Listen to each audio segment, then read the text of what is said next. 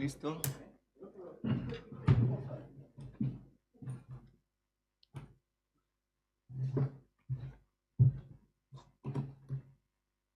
Bueno, hasiko gara, hemen gaurko gure konbitatuak hori eskerraldean daukaku Jose Ramon Landaroeta Jauregi garai, Ana Sainz de Berbejío eta Iñaki García Maza. Euren baimenaz eta berba eurek gehiago aurkeztu baino lehen apunte pare bat kokatzeko. Decía antes de pasar igual a presentarles con un poco más de detalles, quería con su permiso dejar un par de apuntes para decir un par de cositas respecto a encuadrar un poco desde dónde hemos enfocado, digamos, esta mesa.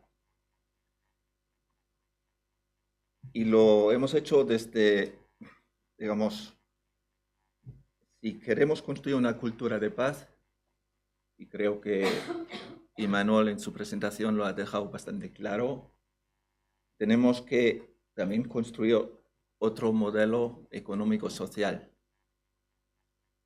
porque el modelo capitalista nos ha llevado donde estamos hoy y cada vez más cerca de un abismo que nos preocupa a todo el mundo.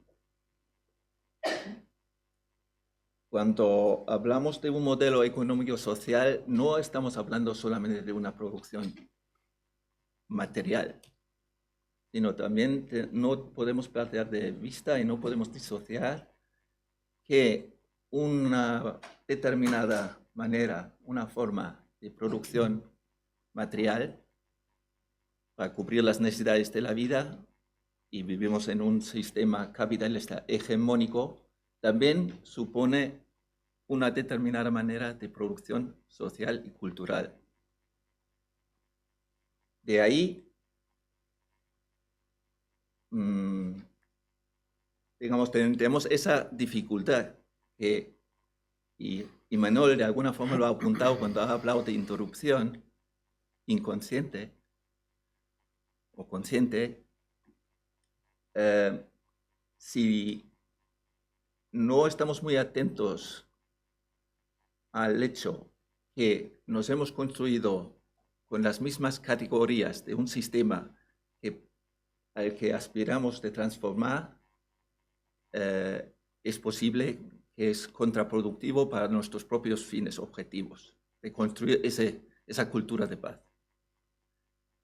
Por lo tanto, tenemos que ser muy conscientes que como individuos somos producidos por esta sociedad, pero también somos a la vez productores. Y tenemos que conseguir de poner una distancia para realmente transformar este sistema en su profundidad. De ahí sabemos que el capitalismo, este sistema, siempre se ha valido de los conocimientos de la psicología para crear este sistema que parece que no tiene límites. De hecho, si le podemos incluso poner el adjetivo de infantil, es un sistema infantil porque no reconoce los límites.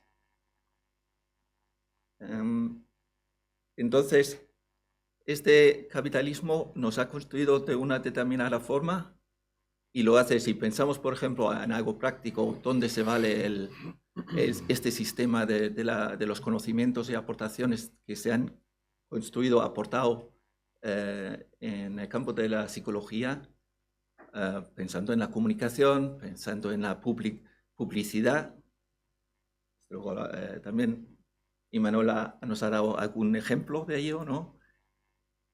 Que siempre apunta de alguna forma de construirnos como ese sujeto afín a este sistema capitalista.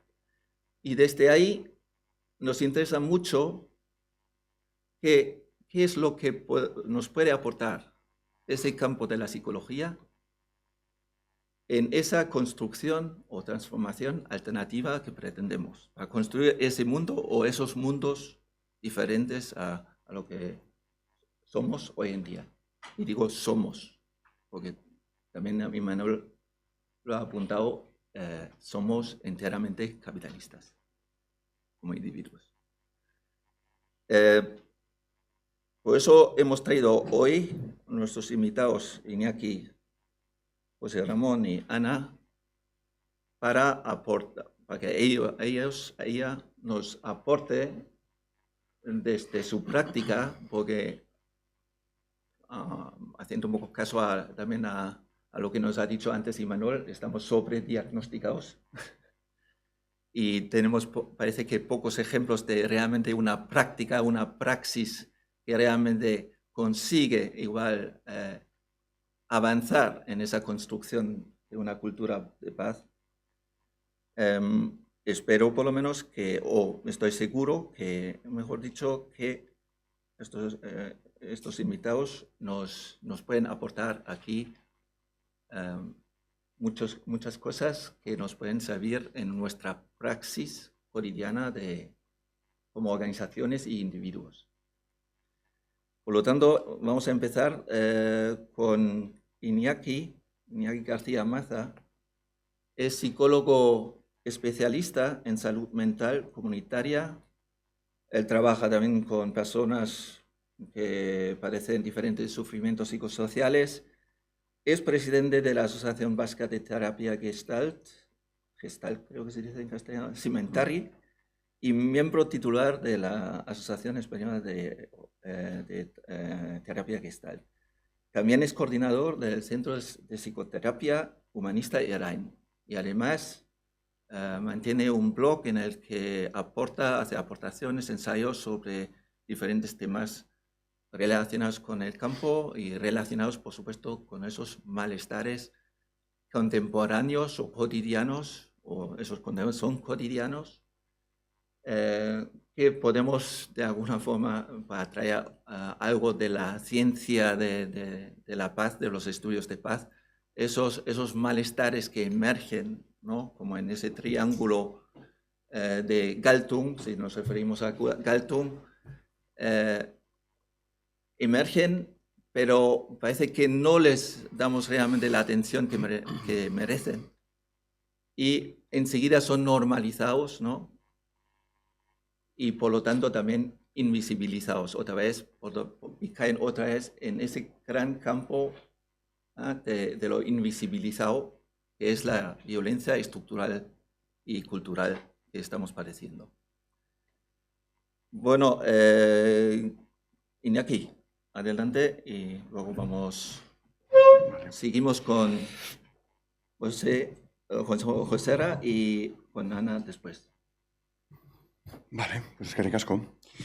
Vale, pues lehenengo eta behin, eskerrik asko gonbidea penagatik. Niretzat, benetazko plazera hemen egotea, eta, espero dut, zeozer zentzuduna esatea momentu honetan. Decía que eskerrik asko por la invitación. Para mí es un gusto poder estar aquí entre amigas, colegas, y espero en este ratito pues poder aportar algo con algo de sentido en este asunto de la salud mental. Yo así por presentarme un poco, además de lo que comentaba el compañero Andreas, soy Iñaki, soy terapeuta. Fundamentalmente en mi vida laboral me he dedicado estos casi 30 años a todo lo que tiene que ver con la psicoterapia y con la intervención social.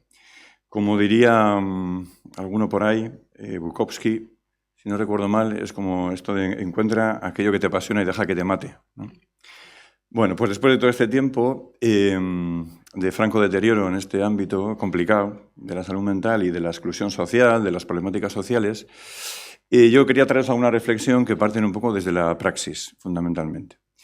Yo tengo una especial preocupación como parte del tercer sector de intervención social o como interventor directo con personas rotas, personas no tanto en vulnerabilidad, sino en vulneración social. Digo, porque esto de vulnerabilidad es un poco como hablar de pobreza, ¿no? Que es un concepto donde parece que la persona tenga como una dificultad personal, cuando lo que estamos hablando es de vulneración, quiero decir, como de vulneración de derechos o de cómo estas personas se integran o son atravesadas por realidades de injusticia estructural, ¿no?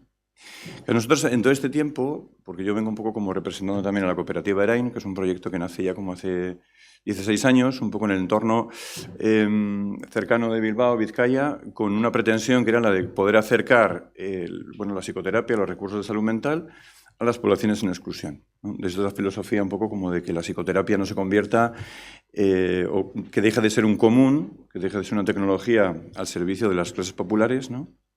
Y que no la metamos solamente en espacios de atención privada para las clases como más pudientes, visto que desde el sistema público, aún hoy en día, aunque esto parece que pueda estar en revisión, se puede ofrecer desde la salud pública. No hay espacios de atención psicoterapéutica en la salud pública a día de hoy.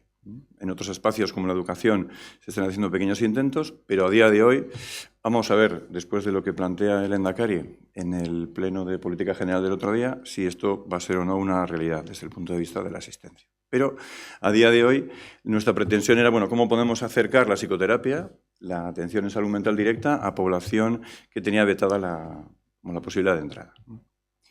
Claro, esto nos ha supuesto también en el tiempo, para que veáis como ciertas paradojas, ¿no?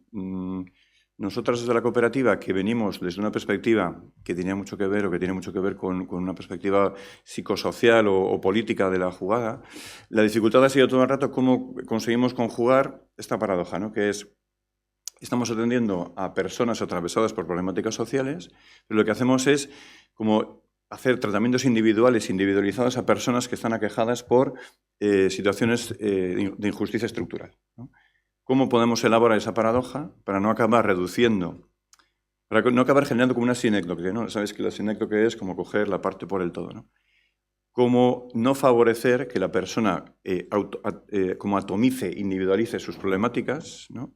Reduciéndolas solamente al campo individual, cuando las tenemos que colocar, devolver, resituar dentro de un contexto social. Es decir, aquello que te está pasando, aquello que te está haciendo sufrir, aquella situación de exclusión, aquel rato que has pasado en calle, aquel tiempo que estás en prisión y has sido vulnerado en tus derechos más elementales, no tiene tanto que ver con una dificultad tuya personal, ¿no? O un déficit de catecolaminas o una afección neurológica determinada, sino que tiene que ver con una forma de estar en el mundo en función de una estructura social que está por detrás, ¿no?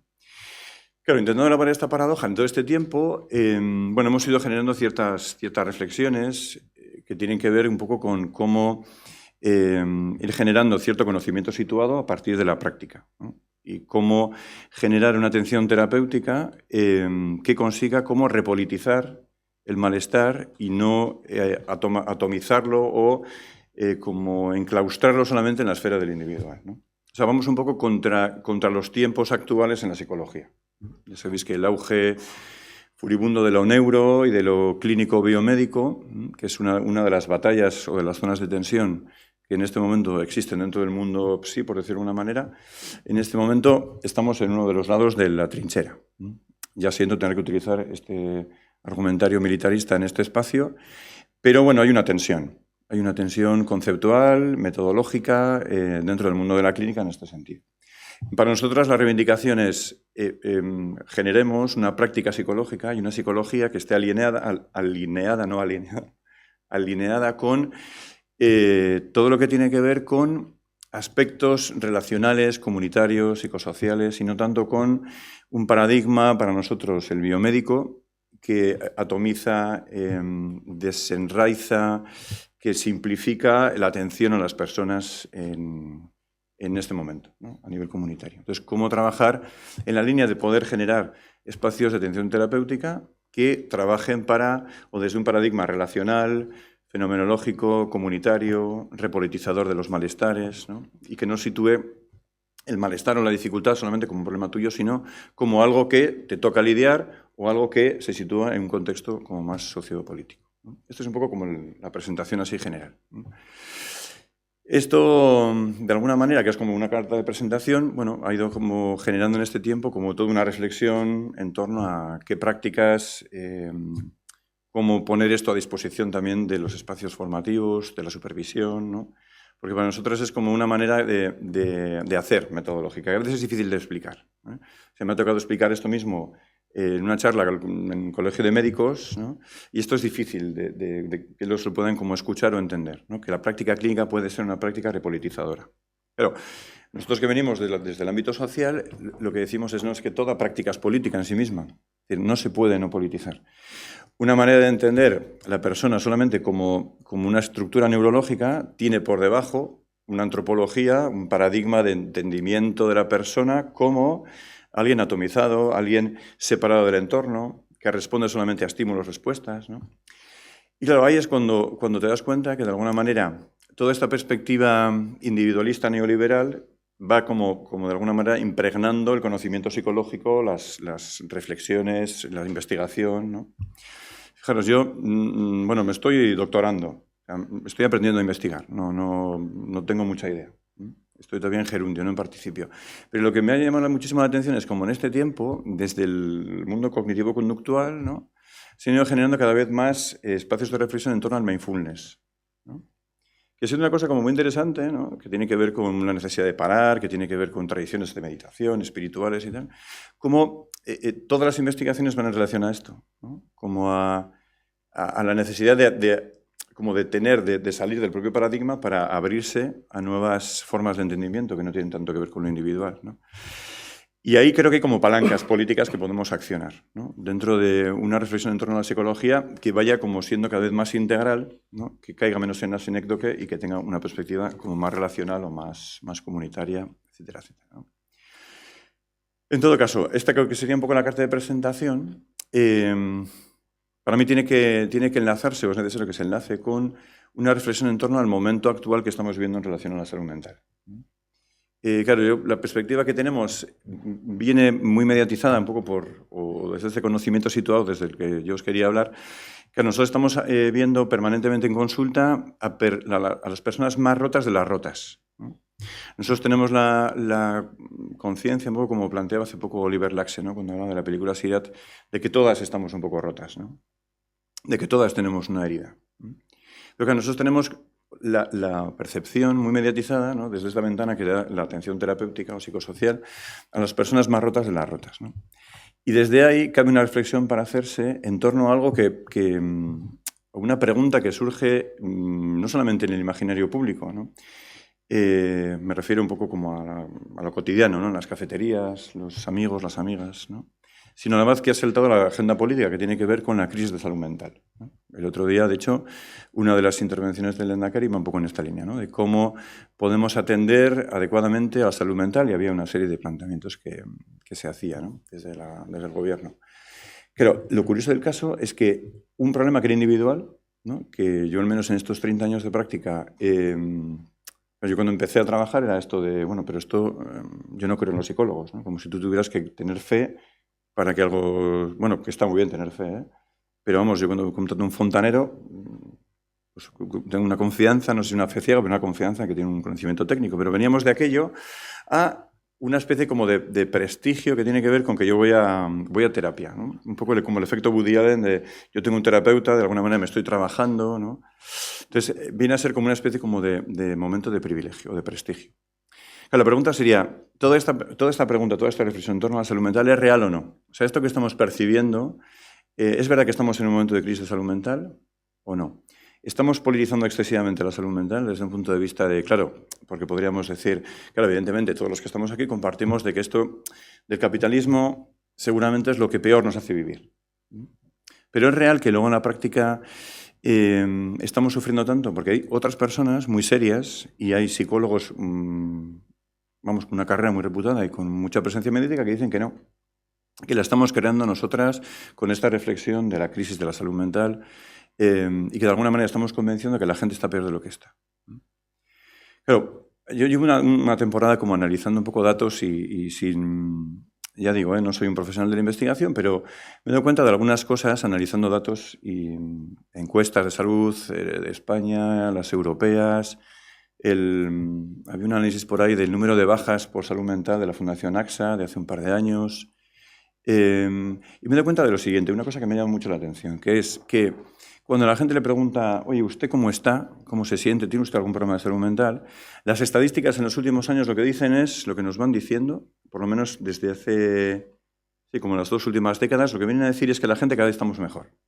Y hay toda una reflexión que tiene que ver con que es verdad que en el momento histórico en el que estamos nunca hemos vivido con tanta comodidad en la mayor parte de los países. De hecho, desde que China, bueno, pues ya sabéis, Deng Xiaoping, hay un montón de gente que pasa a ser clase media, hay como una mejora global en la salud mental. Entonces, cuando a la gente le preguntas cómo estás, si estás bien o no, si tienes un problema de salud mental, la gente habitualmente suele decir que está mejor, que está bien, ¿no? Y los datos así lo aseveran, ¿no? Pero claro, cuando analizas datos más cuantitativos, que tienen que ver con muertes por suicidio, cuando tienen que ver con atención primaria, o sea, número de consultas de salud mental, diagnósticos, ¿no? Que parece que el mayor en España en este momento es el trastorno de ansiedad, ¿no? Seguido por el de depresión. Cuando te das cuenta o cuando analizas datos que tienen que ver con el número de bajas por salud mental y todo esto, cuando vas a lo cuantitativo, parece que la realidad nos dice que cada vez estamos peor. O sea, que los números nos dicen que tomamos cada vez más ansiolíticos, cada vez más antidepresivos. Es decir, que hay una especie como de tensión, que a mí me resultó como muy curiosa cuando empecé a explorar un poco esto, ¿no? Claro, aquí habría muchas maneras como de interpretar esta realidad que al menos para mí ha sido como una sorpresa, ¿no? Claro, muchas veces cuando a la gente le preguntas, ¿no? Bueno, hay mucha gente que quizá no se ve tan mal, hay otra gente que igual piensa que está peor de lo que está.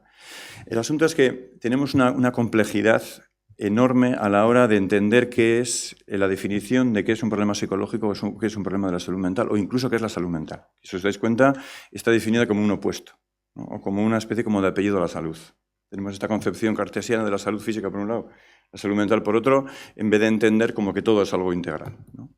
Tenemos un problema de definición como bastante grave. De hecho, si analizamos los datos, hay prevalencias de depresión, diferencias entre países europeos del 30%. Hay países que se deprimen mucho más que otros, o incluso en un informe, el MSW, que es un informe que hizo una farmacéutica sobre salud mental global, en el 2021 creo que es el último, lo que nos viene a decir es que, curiosamente, no son los países más pobres del mundo los que peor salud mental refieren que tienen. O sea, la pregunta de usted cómo está a nivel de salud mental no son los países más pobres, ¿no?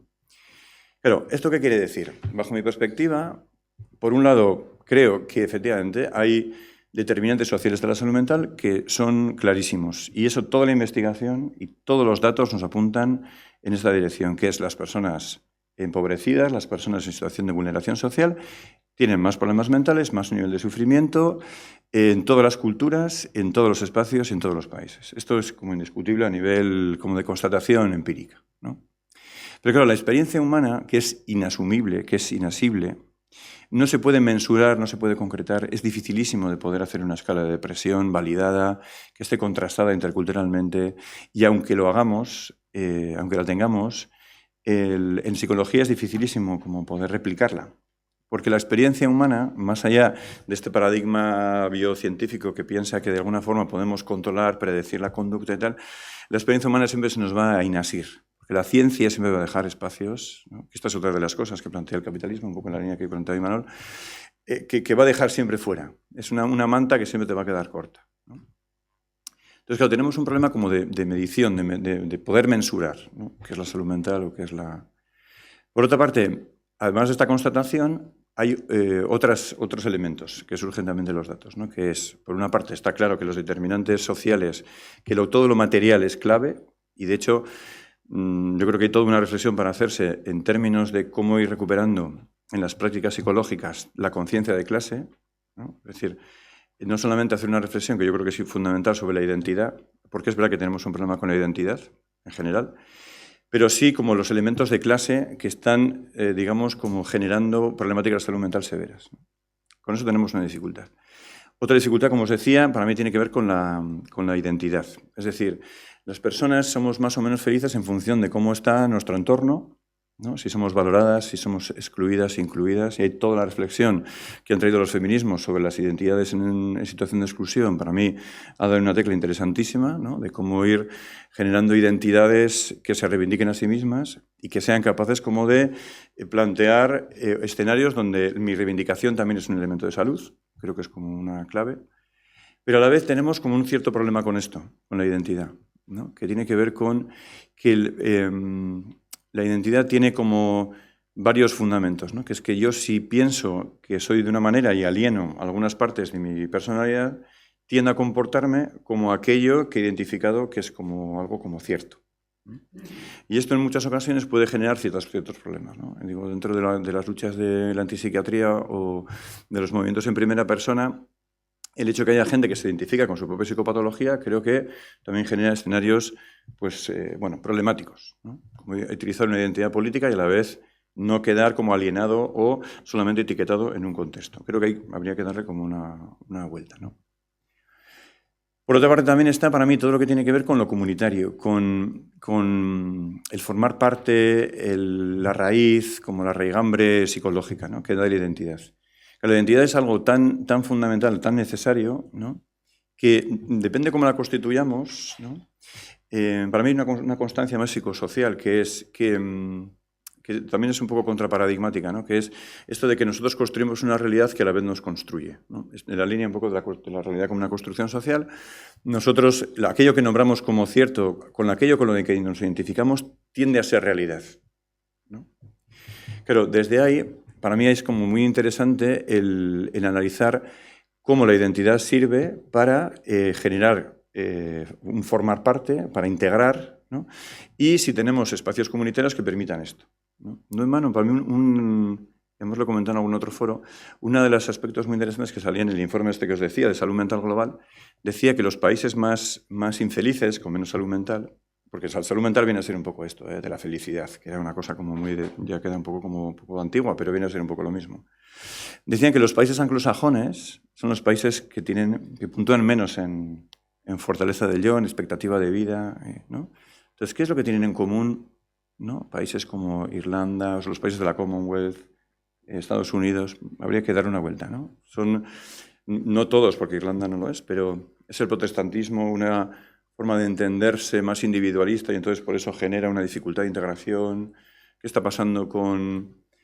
Para mí, una de las claves ahí es que, efectivamente, el capitalismo, seguramente el capitalismo acelerado, es uno de los aspectos, junto con el protestantismo, que es la ideología que está por detrás de lo neoliberal, para mí tiene que ver con esta perspectiva como de infelicidad o de carencia de la salud mental, ¿no? En todo caso, son como factores, ¿no?, que están ahí. Y otro para mí clave, que tiene que ver con este momento como de la pérdida de salud mental, que tiene que ver con algo que yo denomino como la crisis de la intersubjetividad en relación a esto. Yo creo que estamos en un momento en que hay tanto como caos, confusión, dificultades en las relaciones más próximas, en lo comunitario, la posibilidad de identificarse cada vez con mayores posibilidades o capacidades, ¿no? Es decir, ahora en la clínica, por ejemplo, con adolescentes, lo que estamos viendo, hay como dos momentos, ¿no?, que hablamos antes, José Rayo, que tiene que ver con el paso de Oikos a la polis, es decir, de la salida del mundo de casa, de la familia, al mundo adulto. Ahí ha habido un cuestionamiento a partir de la pandemia. Es decir, yo que creía que el mundo era para mí, me encuentro que el mundo no es para mí, ¿no? Desde esa perspectiva como más narcisista, por un lado. Y por otra parte, es como toda esta pérdida en relación a esto de la intersubjetividad, como la pérdida del nosotros, ¿no? Hay tantas posibilidades de identificación, ¿no? Y de hecho hay como dentro del adolescente estas pruebas de identidad que eran como muy habituales, ¿no? En cuanto a orientación sexual, prácticas, culturas y tal, que hay como una confusión en relación a quién soy yo y qué hago yo aquí, ¿no? La respuesta de las redes sociales, no de las redes sociales, perdón, del algoritmo, ¿no? Porque digo, esta cosa de las pantallas o de las redes, que ahora estamos como todos como metidos de repente en el prohibicionismo, que es una cosa muy curiosa, ¿no? Cuando ya sabemos que desde la prevención, como apunte, esto no vale para nada, ¿eh? Digo, yo que me moví en el ámbito de la prevención de drogodependencias, la prohibición no suele valer, ¿no? Pero dentro de todo este mare magnum de posibilidades, que es una cosa como muy, muy interesante, hay mucha confusión, porque no hay referentes claros, no hay referentes de identidad en el que yo me mueva y pueda saber quién soy yo, qué hago yo aquí, ¿no? Lo cual para mí enlaza con la última parte, que también es algo que llevo dando vuelta como en todo este último tiempo, ¿no? Que tiene que ver con la parte más como existencial, con la parte más antropológica o incluso la más espiritual, me atrevería a decir, ¿no? Que tiene que ver con la crisis de sentido. Es decir, lo que nos estamos encontrando, y no solamente entre las más rotas, sino en general en población de clase media, media alta, es ¿qué hago yo aquí?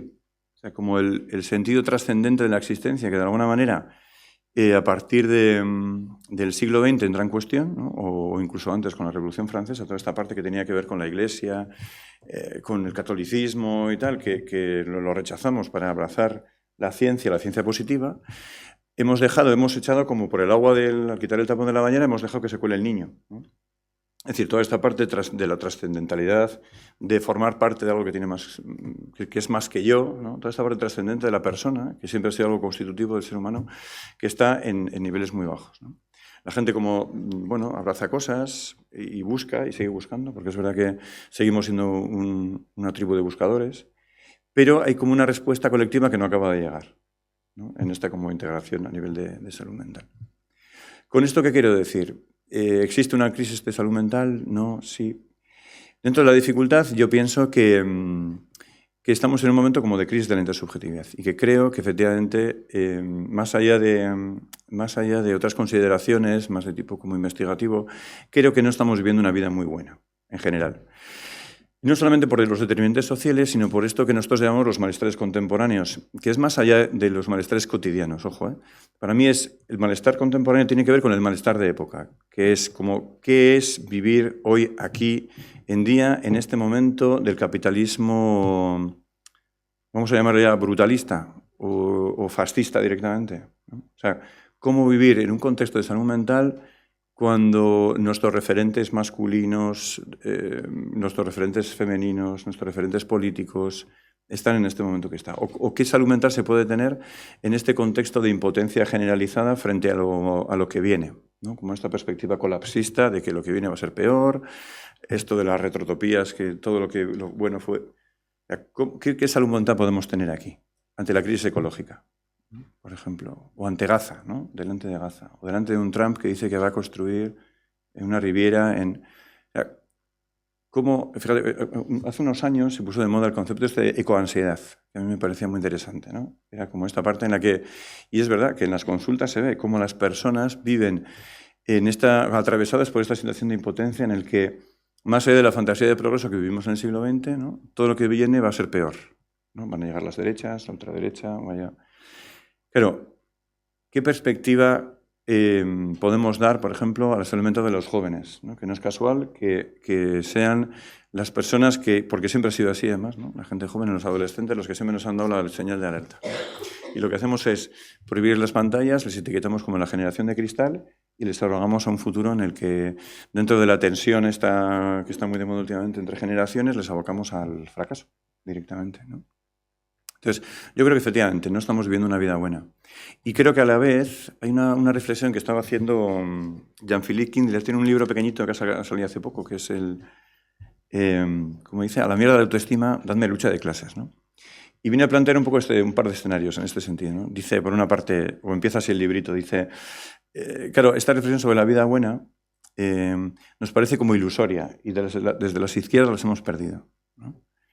Porque es más fácil imaginar o es más realista, ¿no? En la línea de Mark Fisher, ¿no? Cuando habla del realismo capitalista, es más fácil ser realista si está en lo negativo que comenzar a dibujar espacios de mayor esperanza, mayor salud, donde las izquierdas puedan decir, bueno, la vida buena tendría que ser vivir así, con la vida en el centro, Entonces, creo que ahí tenemos un trabajo importante que hacer desde el punto de vista de lo que podríamos llamar la economía del bienestar. La economía del malestar ya sabemos cuál es, ¿no? Como las farmacéuticas, los dispositivos terapéuticos y los terapeutas también, vamos a ser serios, ¿no? Vivimos bien gracias a la economía del malestar, ¿no? Que tiene que ver sobre todo con la psicopatologización de la vida cotidiana. Es decir, ahora cualquier experiencia que yo tenga, y de hecho de esto también tiene que ver la crisis de la salud mental, claro, si psicopatologizamos cualquier cosa que nos pasa en la vida, incluso los procesos naturales como pueden ser el duelo, la adaptación, la integración cultural, si psicopatologizamos todo esto, claro, lo que hacemos es llenar las consultas y aumentar el nivel de consumo de ansiolíticos y antidepresivos, ¿no? Claro, por una parte, está bien, desde un punto de vista social o político, el hecho de que tengamos más conciencia sobre lo que son las violencias, sobre lo que son los sufrimientos, y que los podamos poner encima de la mesa y reivindicarlos desde el punto de vista de que queremos vivir la vida buena. Pero en esta línea del malestar bueno, la clave sería como poder convertir esto en una palanca de acción política, no en considerar o identificarnos con nuestros propios malestares o pensar que todo lo que estamos viviendo es psicopatológico. Porque, de hecho, convertimos, si no, a la figura del terapeuta o a la figura de la psicología en una especie como de refugio ineludible, ¿no? Es decir, convertimos a la psicología en un aparato de opresión más y en un aparato de liberación. En el sentido de que, claro, si todo lo que a mí me pasa puede ser psicopatológico, es el terapeuta, es el psicólogo, es el clínico, es el psiquiatra el que me va a rescatar. No es la comunidad, mis amigas, no es el barrio como está construido, no son las relaciones que yo tengo, ¿no? Y volvemos a individualizar el tratamiento, ¿no? No sé si habéis visto la película Matrix, la última que sacaron. Si, no lo veáis, no merece la pena, pues es horrenda. Voy a hacer un pequeño spoiler, me voy a tomar ese lujo. Ya sé que es un pecado en estos tiempos, ¿no? Pero el malo es el terapeuta. El malo es el terapeuta. Quiero decir con esto que me parece una cosa como muy paradigmática de estos tiempos, ¿no? Porque la figura del terapeuta, la figura del psicólogo, la psicóloga, ¿no? Desde ese punto de vista en el que hemos entronizado como si fuera, y este es un concepto de derechas, como una nueva clerecía. El terapeuta, el psicólogo, la psicóloga, como el que nos tiene que decir cómo tenemos que vivir. A ver, levántate pronto, a ver, esto del estoicismo está muy bien, haz un esfuerzo, es interesante que hagas esto, o sea, la nueva reflexión moral, ¿no? Y se nos ha colado por o sea, no queríamos catolicismo, ¿no? Aunque todos seamos un poco católicos, católicas, pero se nos ha colado el terapeuta por detrás de la puerta, ¿no? Entonces, para mí la cosa es cómo podemos resituar el malestar no dentro del individuo, ¿no? Sino en el ajuste del individuo con la comunidad, en el ajuste de la persona en el contexto comunitario. Esa es un poco como la idea. Y poder generar cada vez más en esta línea como propuestas que fijaos, yo creo que además últimamente estamos cayendo, o sea, como propuestas que vayan más allá de lo meramente como asistencial. O sea, yo estoy de acuerdo con lo que planteaba el otro día el Lehendakari, en el sentido de que tendría que haber más psicólogos, claro, ¿no? O sea, yo no voy a echar piedras contra el tejado de mis colegas, ¿no? O del colegio de psicología. Pero creo que no es suficiente esto, y no va a valer demasiado, la verdad. Y es fenomenal de que tengamos trabajo, los psicólogos, las psicólogas, pero creo que las propuestas solamente como de este tipo no van a salir demasiado. Creo que tendríamos que empezar a hablar en términos de salud mental de esta reflexión, ¿no? De cómo queremos comunitariamente que sea una vida buena, por un lado.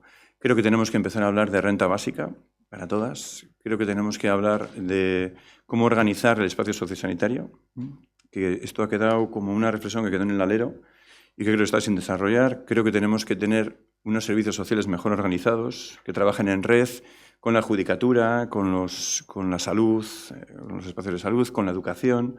Creo que tenemos un país como el nuestro en el que hay dinero para hacer cosas, pero estamos muy mal organizados, creo.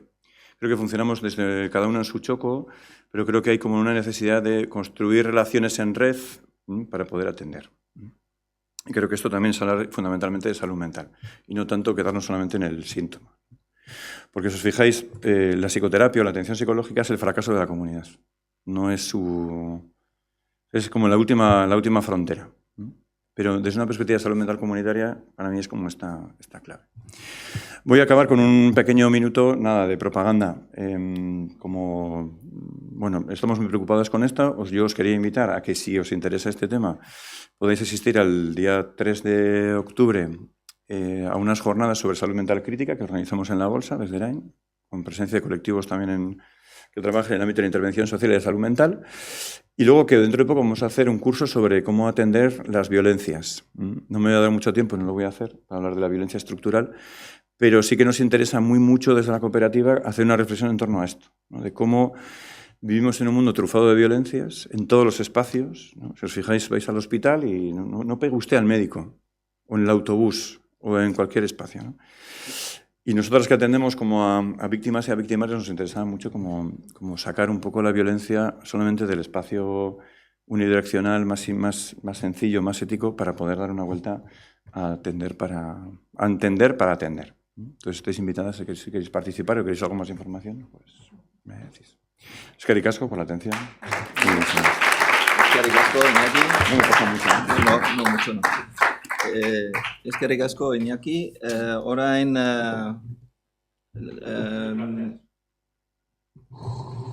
bai. Orain entzuten da, bai. Bai, vale. Orain Joseren txanda da. Josera es psicólogo, también terapeuta, docente, divulgador, escritor. Es un referente dentro del concepto de sexología sustantiva y es fundador y presidente de la Asociación Estatal de Profesionales de la Sexología. También es fundador de la sexología sustantiva, por eso también te invito igual a que das una pincelada de qué estamos hablando cuando estamos hablando de sexología sustantiva. Y director de la atención a la pareja, Pico Aloak. Adelante. Bueno, yo voy a hacer todo lo posible por ser muy rápido y irme directamente al tema. No quiero quitar ningún minuto. Y voy a tener 20 minutos que le pego ahora uno. Iniciar. Bueno, primero, como ha dicho Andreas, la palabra sexología sustantiva a nadie os suena ni os tiene personal, pero para que sepáis, yo vengo desde ahí. Entonces, es bueno aclarar un poco desde dónde tú hablas para saber un poco lo que dices, ¿no? Entonces, la sexología sustantiva, simplificando mucho, es la ciencia que estudia los sexos, y lo dice en plural en vez de en singular, porque cuando se dice en singular, la gente piensa en follar. Entonces, cuando yo digo que soy sexólogo, la gente suele pensar que soy jodendólogo. Hace gracia, jeje, se ríen y ya está. Bueno, pero lo que os quiero decir es que estudiamos los sexos, y dentro de los sexos nos interesan sobre todo 4 cosas. Y esas 4 cosas son las identidades, tanto las yoicas como las nóstricas, las diferencias entre hombres y mujeres, pero también las diferencias sexuales entre los hombres y las diferencias sexuales entre las mujeres, que las hay, y muchas. También las misturas. Cuando hablamos de misturas es que todos estamos hechos de masculino y femenino, con lo cual nos interesa mucho esto que llamamos intersexualidad. Y finalmente las interacciones. En general se ha asociado la sexología con las interacciones íntimas, pero ahora estamos también interesados por las interacciones públicas. Aunque, ¿para qué vamos a deciros? Lo que solemos saber más que los demás es de interacciones íntimas. O sea, no andamos tan espabilados en cuanto a las interacciones públicas, por eso andamos todos un poco. O sea, ¿qué pasa con los hombres y las mujeres en las interacciones públicas? Andamos todos de novedad también, porque no sé si sabéis que hace poco que las mujeres han salido a la polis, ¿no? Porque durante toda la historia las mujeres no han estado a la polis. Bueno, más o menos esto lo sabéis y tampoco me voy a detener sobre ello. Pero además de que nos interesan estos temas de estudio, hay como 3 cositas que os quiero decir también para que sepáis dónde andamos. Nos interesa mucho integrar lo desmembrado. ¿Y qué quiere decir lo desmembrado? El sexo está metido un poco en medicina, otro poco en psicología, otro poco en antropología, otro poco en historia, otro poco en moral, otro poco en educación. Y el sexo se ha desmembrado mucho, pero resulta que el sexo es una cosa bastante integral que se puede estudiar integradamente, y entonces integramos esas cosas. Con lo cual, por ejemplo, no hacemos cosas como disociar sexo y género o disociar biología y tal. Es decir, integramos. Y es curioso, cuando integras, lo ves desde otra perspectiva. Bueno, otra cosa, el sexo ha estado siempre difamado. El sexo ha sido como del diablo, como del enemigo, como de los animales. Entonces, bueno, pues nosotros otra cosa que hacemos con el sexo es, pues, dignificarlo. O sea, nos cae bien, nos parece guapo, nos parece chuli. Y otra cosa que hacemos también muy claramente es que nos va mucho el rollo de aceptar lo diverso. Y en eso más o menos estamos de moda, porque ahora eso más o menos la polis ha decidido que la aceptación de lo diverso es un valor. Bueno. Y para que sepáis, ahí, pues, si os interesa así, mear por las inteligencias artificiales, estamos en una cosa que se llama teoría de intersexualidad. La teoría de intersexualidad viene a decir que todos los seres sexuados, en cada ser sexuado convive lo masculino y lo femenino, lo ándrico y lo génico, y que todos somos intersexuales, que todo el mundo es intersexual. No es que hay unos raritos que son intersexuales, sino que la intersexualidad no es una rareza, sino que es la norma, porque el sexo funciona así. Y también pensamos en la perspectiva de los sexos, bueno, pero no me voy a tener eso, pero son como deciros, os hablo desde ahí, con lo cual os voy a decir cosas distintas simplemente porque os hablo desde otro lugar. Además tengo ganas de deciros cosas distintas, también es otra cosa que he venido a deciros. Bueno, entonces eso para que sepáis desde dónde vengo. Quiero hablaros de 2 paradigmas, 2 universos, 2 relatos y 2 confusiones. Bueno, y voy a empezar primero con los 2 universos. Aquí básicamente habláis de polis, pero yo no os quiero hablar de polis por varias cosas. Una, porque sabéis más que yo, y segundo, porque justo os quiero hablar de oikos. Bien, ahora, ¿qué es oikos? Oikos en griego quiere decir hogar. Pero en esto que os estoy hablando es un universo de la existencia humana que es más o menos el universo donde vive el individuo, el sujeto, el yo, donde vive el amor, la pareja, la convivencia, donde vive la familia e incluso donde puede vivir la amistad si es íntima. Es decir, es el territorio de lo íntimo. O sea, por lo tanto, es el territorio donde Polis no habita y no debiera de habitar. De hecho, una de las cosas que os quiero decir es que estaría bien, como Montesquieu dijo que hay una separación de poderes, debería haber una separación de dominios. Y que lo público sea público, lo íntimo sea íntimo, y esto de que lo íntimo es político se nos ha ido de las manos. ¿Vale? También se nos ha ido de las manos con que lo político es íntimo y ahora hay un imbécil que nos gobierna con sus intereses particulares, bueno, en fin, eso. O sea, pero es buena cosa que lo íntimo sea íntimo, que el oikos sea oikos, y eso, desde luego, claramente es una de las ideas que os quiero decir. Dos universos, dos realidades, dos diálogos, dos formas de ver las cosas. Bueno, eso es una. Dos, somos hijos de dos paradigmas, uno que lleva milenios y otro que decir que lleva tiempo es mentira porque todavía ni lleva. Es más una posibilidad que un hecho. Entonces, el paradigma que lleva milenios es el paradigma de genus. ¿Y qué viene a decir a genus? Que el sexo es reproducción. Que por lo tanto somos seres reproductivos que reproducen. Y por lo tanto decimos palabras que empiezan por gen. Y decimos genitales, y decimos generación, y decimos género, y decimos gen. Bueno, en fin, decimos cosas que empiezan por gen. Pero resulta que hoy sabemos que no es verdad que el sexo es reproducción. Aunque es verdad que el sexo es un invento que hizo la evolución hace más o menos, según lo que le llamemos, o según a que como definamos sexo hace 1.000 millones de años o hace 600 millones de años, dependiendo de lo que he hecho estés mirando, pero básicamente es una maquinaria de producir diferencias. Tantas diferencias que el sexo produce diversidades y a base de producir diversidades produce la más diferencia de todas las diferencias diferenciales, que es la singularidad. ¿Y qué es la singularidad? Allá donde alguien es diferente a todo. Bueno, pues la maquinaria que produce eso le hemos llamado sexo. Bueno, y entonces, hoy el cambio de paradigma es que el sexo no es reproducción, sino que el sexo es diferenciación. Esto nos mete en un lío porque como hemos hablado de la igualdad sexual, estamos metiéndonos en el lío del paradigma de la igualdad de lo diferenciador y eso tenemos que dar una vuelta. Bueno, entonces de momento dos paradigmas, uno emergiendo, otro muy presente. Muy presente, Genus no queráis que está muerto. Bueno, pero dos paradigmas, dos universos, pero he dicho también dos relatos que ahora os cuento y dos confusiones que luego os cuento. Vale. Vamos a empezar con los relatos. Desde una perspectiva de Polis, el relato oficial, el relato predominante, el relato que más o menos teníais en la cabeza, viene a decir, desde tiempos remotos, y no sabemos, antes se ha mencionado hace 5.000 años, bueno, más que hace 5.000 años se ha mencionado en el 5.000 antes de Cristo, que es hace 7.000. Bueno, pero no sabemos muy bien cuántos son los tiempos remotos, pero son bastante lejos. Desde tiempos remotos, la humanidad ha estado constituida por varones y mujeres. Así es como empiezan los dos relatos. Esto también es mentira porque está por ver si hemos sabido que éramos varones y mujeres. Pero esto no voy a meterme ahora. Bueno, pues esto es una de las confusiones que luego os cuento.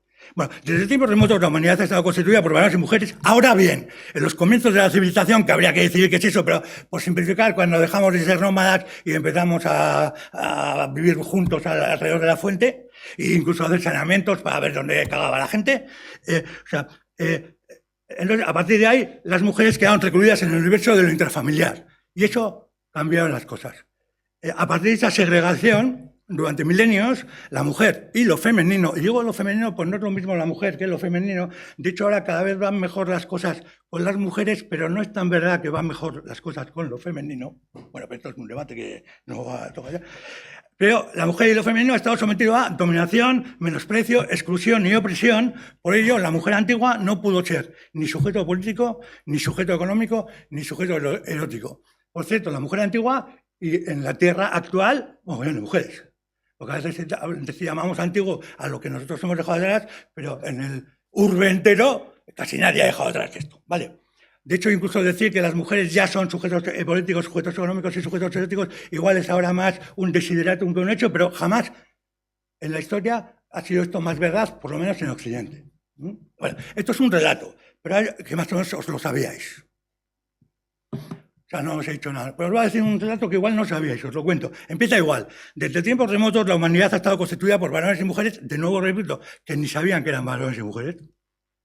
En la intimidad, en el oikos, se han atraído, se han deseado, se han enamorado, se han vinculado, han cooperado, convivido y proyectado una vida común, han procreado y han creado una prole común, se han dispensado atenciones, cuidados y gozos, y de unas maneras u otras, con más o menos compromiso, con más o menos intimidad, con más o menos sinergia, han constituido parejas.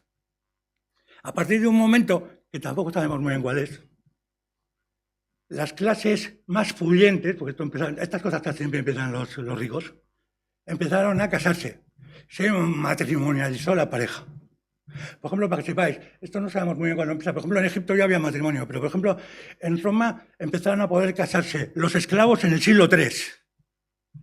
Hasta el siglo III, por ejemplo, los esclavos no podían casarse. No podían, o sea, era una cosa que estaba fuera de ellos. Pero, por cierto, los esclavos también amaban, producían hijos, hacían hogares, en fin. O sea, los esclavos y las esclavas también hacían cosas. Pero bueno, esto es una cosa que quiero que veáis. El matrimonio fue una politización de la pareja. Y esto pasó hace mucho tiempo y nos ha dado guerra. Bueno, por cierto, nos está dando guerra, porque el matrimonio no lo hemos quitado encima. Bueno, hay un antiguo orden sexual que más o menos nos estamos dejando atrás y un nuevo orden sexual que estamos haciendo. ¿Desde cuándo estamos haciendo el orden sexual? Hay un primer hecho que es muy importante, que viene a ser la Revolución Francesa, la Ilustración, el siglo XVIII y tal, que viene a ser el ir quitando a los padres la potestad de decidir con quién te casas. Y eso empezó a pasar básicamente en el siglo XVIII. Y en el siglo XVIII, por ejemplo, por primera vez en un catecismo, que es un catecismo francés por revolucionario, aparece la palabra amor relacionada con el matrimonio. Hasta ese momento jamás había aparecido. O sea, el matrimonio nunca fue nada que tuviera que ver con el amor, sino algo que tenía que ver con la familia y la creación de gente. O sea, fue el siglo XVIII quien se inventó... A ver, el amor está inventado, el amor está... Lo que se inventó es la conexión entre estas dos cosas. ¿Vale? Incluso pensar que era una buena idea. Eso. Y pasó una cosa que fue revolucionaria, y es que a partir del siglo XVIII la gente empezó a poder decidir con quién, porque lo habían decidido hasta ese momento los padres. Por cierto, lo cual sigue pasando en muchos lados, y por cierto, yo que vengo del mundo caserío, en Euskadi hasta hace 4 días, 4. O sea, no... También es verdad que en Euskadi parte del lío es que no había mucho para elegir. Todos hemos vivido en aldeas sin gente. En fin, pues igual solo podías. O sea, había 3 chicas cerca tuyo, una tenía 80, otra 6 y otra 26. Pues la de 26. Bueno, 26 en aquel tiempo podía ser tarde, porque durante el tiempo, si todo iba para generar gente, las mujeres a partir de un tiempo empiezan a generar menos. Durante un tiempo era importante las mujeres jóvenes. De hecho, uno de los líos que tenemos ahora, uno de los muchos, es que ahora las mujeres van haciendo gente cada vez más tarde y eso es un lío que... Bueno, en cualquier caso, durante mucho tiempo, durante milenios, mogollón, ha habido un orden sexual. Tenemos mucha conciencia desde el mundo feminista de que ese orden sexual ha sido patriarcal y ha sido patriarcal, pero también ha sido androcentrado, ha sido genésico y ha sido puritano, que son cosillas que a veces se olvidan, pero que también han sido que se sepan, ¿vale? Bueno, ese antiguo orden sexual funcionaba porque había un modelo de organización social rígidamente estructurado por 2 categorías, y llamamos a esas 2 categorías las triadas genésicas. ¿Qué es una triada genésica? Una triada es una cosa que es 3, y genésicas es que tienen que ver con la cuestión de la generación. Entonces la gente nacía hijo o hija. Si era hija tenía que aspirar a ser esposa para poder ser madre, y si era hijo tenía que aspirar a ser esposo para poder ser padre. Los padres, gracias a ser padres, adquirían la condición de pater, que era una condición chachipiruli que les abría el mundo, la puerta de las posibilidades, y las madres, pues ahí se relegaban a ese mundo que era más o menos el mundo de los cuidados, ¿vale? Y del gobierno de la casa. Entonces, ¿qué prescribía el orden, ese orden? Pues que ellos se encargaran de la caza, la defensa y la polis, y ellas de la recolección, la progenie y el oikos. Durante mucho tiempo, como tampoco hubo policía, luego cada quien hizo lo que quiso. De hecho, siempre hubo mujeres que cazaron y siempre hubo hombres que cogieron fruta. Y como no hubo poli, pues cuando no hubo poli, había polis, pero no policía. Entonces tampoco había mucho lío. Pero cuidado, siempre, desde la noche de los tiempos, se ha promovido que las chicas hiciesen la triada, vamos a decir, de la feminitud y los hombres el de la hombritud, y no existe la palabra feminitud, o sea que no la busquéis.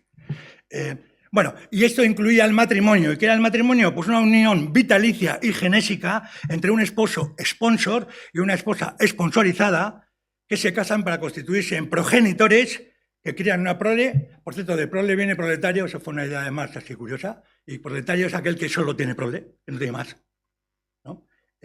Y forman un hogar. Bueno, esto que os acabo de decir está supuestamente acabado entre las gentes que estáis más o menos aquí, que sois vanguardia, esto está un poco acabado, pero esto no sé si sabéis que sigue siendo un organizador en la vida mundial.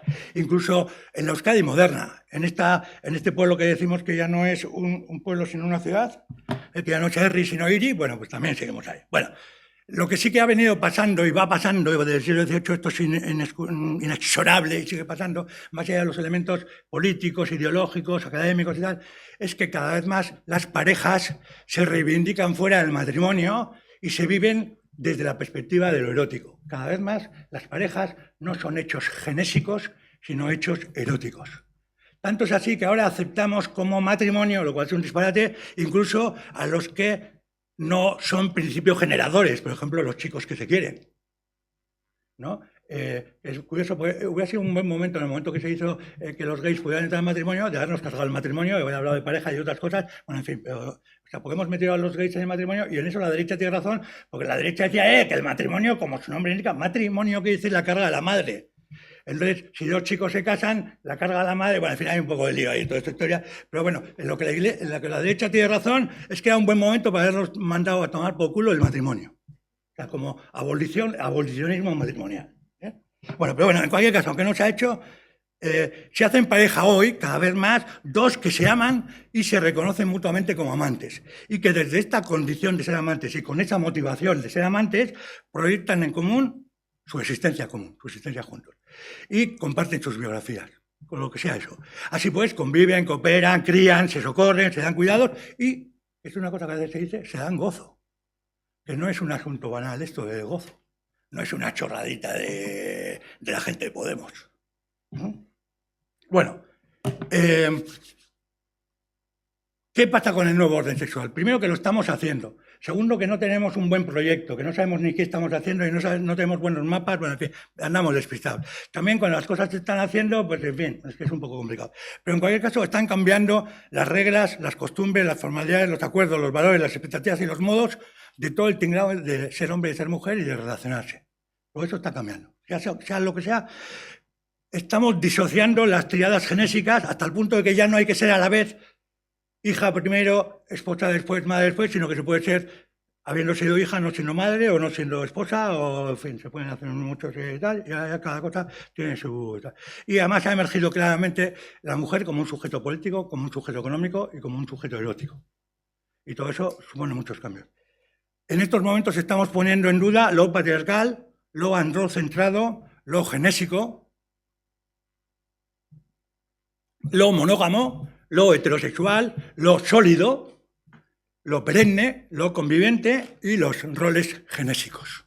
Todo eso está puesto en duda. Más allá de que tenemos mejor respondido a qué cosas no queremos que a qué cosas sí queremos, y eso tiene un lío porque no se puede construir mucho si solo se sabe lo que no.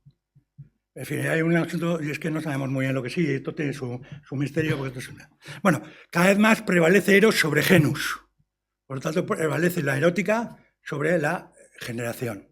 Se incrementa la diversidad y la singularidad de los modos de ser pareja, o sea, cada vez más hay más modos diferentes de ser pareja que son legítimos y cada vez más se aceptan los hechos de diversidad de los seres sexuados. Cada vez más alguien puede ser gay, puede ser transexual, puede ser afeminado, puede ser, en fin, los hechos de la diversidad de tal, y cada vez más eso se acepta y en eso vamos bien. Yo, por ejemplo, trabajo mucho con trans.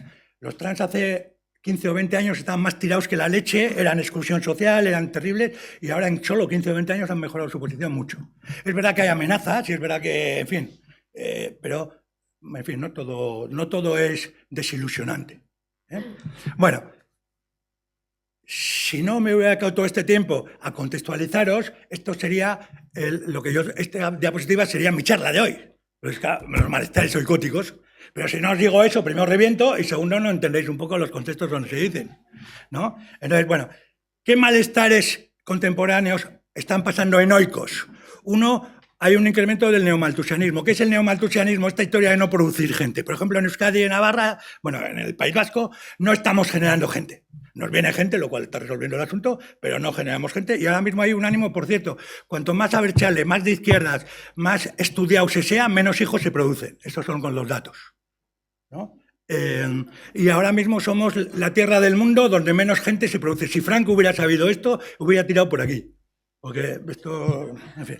Bueno, hay cada vez más esto que llamamos individualismo célibe, y el individualismo célibe es cada vez más gente es célibe, aparte de los célibes involuntarios que están, porque voluntariamente deciden el celibato. Cada vez hay más monoparentalidad. ¿Y qué es la monoparentalidad? Que ahora, antes los hijos se hacían en un convenio entre dos, pero ahora pueden ser en un convenio entre uno, o bueno, en fin, cada vez esto se está poniendo de otras formas. Cada vez más hay poligamias, o bien sincrónicas o secuenciales. Sincrónicas es las poligamias donde alguien está con varias parejas a la vez, y secuenciales, que son las más comunes, es que aunque se va de uno en uno, se va muchas veces de uno en uno. Entonces la suma de uno más uno muchas veces ya no es uno, ¿no? Que es otra forma. Te digo porque solemos pensar en la poligamia pues con alguien que está con 6 personas, pero alguien que ha estado 6 veces con una persona también es poligámica, pero es secuencial, ¿vale? Y esto ahora cada vez más es lo habitual, o sea, es lo esperable, es lo normal. Es decir, que no sea poligámico es un friki. O un raro le van a achacar jotas en su pueblo, con cantares, ¿vale? Y las nuevas tecnologías están impactando bestialmente en el loikos, en las parejas, en la seducción, en los hogares, en la educación, bueno, en fin. Cada vez más hay una me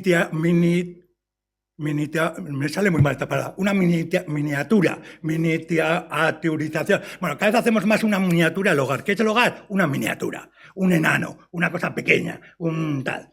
El hogar se nos ha escapado. No solamente, cuando digo el hogar, no solamente digo la vivienda, que también hemos hecho una jodenda con ese tema. Por cierto, el hogar necesita un nido, y el nido de los humanos llamamos vivienda, y tenemos un lío, pero no va a entrar ahora en esto. Bueno.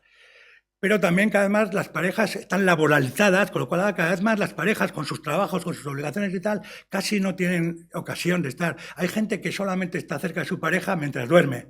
O sea, hace solo convivencia no consciente. No por inconsciente de que no se da cuenta, sino que está sopa. Duerme, ¿vale?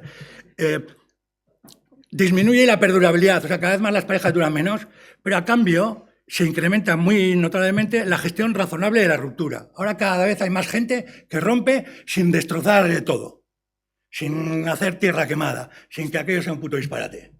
Todavía los datos son mejorables, pero en fin, cada vez más hay gente que rompe bastante bien, bastante sensatamente. Bueno, está cambiando, esto en Euskadi está siendo una revolución, pero bueno, en todo el mundo, ¿qué es el cortejo? Hay un asunto que no me quiero tener. La eromenía quiere decir el deseo de ser deseado. Ahora mismo todo el mundo invierte en ser deseable, y de hecho ahora mismo los jóvenes no ligan nada, pero están buenísimos todos y todas, y todísimos y todes, o sea, están como para untar todos, pero como solo todos juegan a que les pidan baile, no piden baile, pues se bailan poco, ¿no? Ahora mismo bailan gracias a los dedos gordos que les están resolviendo, y el dedo gordo es lo que hacen con la red, ¿vale? Ahora mismo, bueno, en Euskadi sin fiestas y sin alcohol tampoco se ha ligado nunca. Pero hace falta fiestas, alcohol y tecnología, ¿vale? Hay algunas paradojas conceptivas que le llamo yo, y las paradojas conceptivas son una muy notoria. Un montón de gente que no quiere tener hijos hace lo que se hace para tener hijos, que es eyaculaciones intravaginales. Ahora mismo hay una ciudadana y un ciudadano que él no quiere tener hijos, pero eyacula dentro de la vagina de ella, y ella, que sí quiere tener hijos, tiene un DIU. Eso es un puto disparate. Pues tú, si quieres tener hijos, ¿qué haces con un DIU? Y tú, si no quieres embarazar, ¿qué haces eyaculando dentro? Bueno, en fin, el mundo está lleno de esto. Y ahora mismo una paradoja nueva, y es que los supuestos degenerados, la palabra degenerado viene de aquellos que están fuera del juego de la generación. Antes todo lo que no era generación era degeneración. Hacerse una paja, degeneración. Ser gay, degeneración. Chuparla, degeneración. Bueno, pues ahora hay gente degenerada, de las degeneradas de entonces, que quieren generar. Lo cual nos plantea temas, por ejemplo, ahora mismo uno de los muchos ríos que tenemos ahora es los vientres de alquiler. Y bueno, según como lo llames, que son que cada vez más gente degenerada. Cuando digo degenerada, estoy hablando de la etimología de la palabra, no quiero insultarle. Pero gente que no puede generar, quiere generar. Y eso, bueno, en fin, plantea muchas historias, y esto llamamos paradojas conceptivas. Y luego ya las últimas, las parejas convivenciales y convivientes, que cada vez son menos porque cada vez hay más parejas que por unos u otros motivos ya no son convivientes. Algunas entre esos motivos son porque lo deciden. Y ahora, para que sepáis, las parejas más vanguardistas decidiendo no convivir son las parejas de segunda vuelta. Por tanto, somos los boomers. Ahora mismo hay gente, ahora está pasando una cosa, ahora mismo hay gente mayor con parejas jóvenes. Ahora mismo hay un señor de 78 años y una señora de 74 que llevan 6 meses juntos y se meten mano en los ascensores. Y hemos descubierto los que estudiamos esto que meterse mano en los ascensores no depende de la edad de la gente, sino de la edad de la relación. Eso no lo sabíamos, es curioso, porque antes creíamos que los que 70, y se nos había olvidado que los 70 llevan 50 años y eso era influyente. Ahora, cuando los 70 llevan 6 meses, resulta que también se mete mano en los accesorios. Bueno, en fin, vale. Con lo cual, ahora ya sabemos que meterse mano en los accesorios no es adolescente de la adolescencia de la vida de la gente, sino que es adolescente de la adolescencia de la vida parejil. ¿No? Pues, en fin, cosas que... Bueno, la erosión convivencial la producen aquellos que conviven, no todo el mundo convive, pero entre la gente que convive cada vez más hay una guerra de los sexos intralástica, hay un lío cada vez más en el seno de la pareja con los hombres, las mujeres y sus embrollos. Y ahora cada vez más las identidades yoicas, yo soy mujer, tú eres hombre, están dando guerras yoicas e incluso están dando, hay una cosa que pone por ahí, cuestiones divisivas. Ahora mismo en muchas parejas hay muy asuntos divisivos. ¿Y qué es un asunto divisivo? Cosas que no tienen negociación posible. Incluso que solo tienen, o sea, entre yo y un fascista, todo son cuestiones divisivas, ¿no? Y las cuestiones divisivas existen y no pueden resolverse muy sencillamente, porque casi siempre tienden a resolverse con alguna fuente de la muerte, ¿no? Y la muerte es que, pues, bueno, matar a... Bueno, pero no voy a decir más, porque como ya quiero acabar, para no... Esta voy a decirla muy rápido. Como os he hablado cosas, os quería dar consejos, pero lo que me interesa más de esto, en el Oikos necesitamos resolver sobre todo 3 necesidades, y las digo. Una es hacernos necesarios y sentirnos necesitados. La condición de que somos necesarios y necesitados se resuelve en el Oikos y es importante. La segunda es ser relacionales, por lo tanto relativos y vulnerables. Y la tercera es confiar en el otro, por lo tanto invertir en confianza, y eso se invierte sobre todo en ser confiables, en ser confiantes y en ser confiados. El verbo confiar, como todos los verbos, tiene estas 3 posibilidades y hay que... Y ya lo último, que dura 90 segundos, uno de los mayores desafíos que el siglo XXI depara a Occidente, sea esto lo que sea, de hecho Occidente igual ya no es Israel, pero bueno, es la consolidación de un nuevo orden sexual que promueva la convivencia y la cooperación de los sexos, aceptando todos sus hechos de diversidad diádica e individual. Esta empresa requiere de una reformulación moral, cultural, social, política, profesional y científica que promueva saberes, valores, habilidades, recursos, experiencias e instituciones que permitan a varones y mujeres poder convivir, respetarse, compartirse, entenderse, arreglarse razonada y razonablemente. Para ello es ineludible transformar la convivencia pública e íntima entre los sexos, y para lograrlo tenemos que comprender cómo son y cómo han sido los hombres y las mujeres, y comprender cómo son y cómo han sido sus relaciones. Y con eso, lo último es que casco.